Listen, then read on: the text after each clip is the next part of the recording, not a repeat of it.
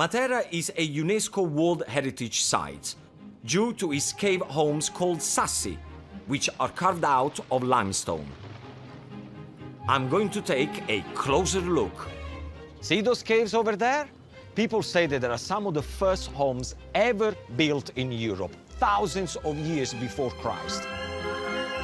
Angela is a cave home expert who's ready to spill the beans on life in the sassi. Wow. So this is the cave. Yes. This is where the cavemen, they used to come and hide.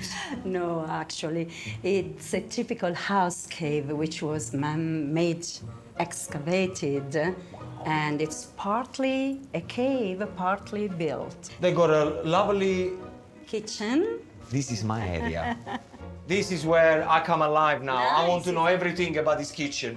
They have everything. They got the stove, if they want to do a bit of ironing here. See, I like to have my kitchen very clean. There was a cistern here. A what?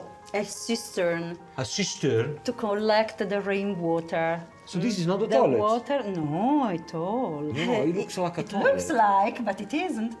And 11 people lived here.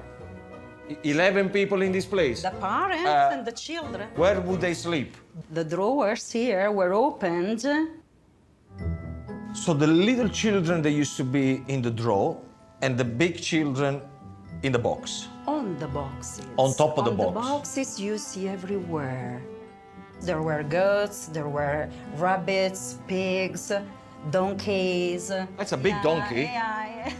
So wait a second. So there were people, and so human and animal Yes. living in the same place. Yes, because the donkey was useful to heat the house together with the manure. I've never heard that humans, they were getting heating from poo-poo. What a life. Yes, it What was a life. not easy. Well, I think this is just amazing. Thank you so much. Thank you. Grazie, Bella. I Thank really, you to really you for appreciate that. coming.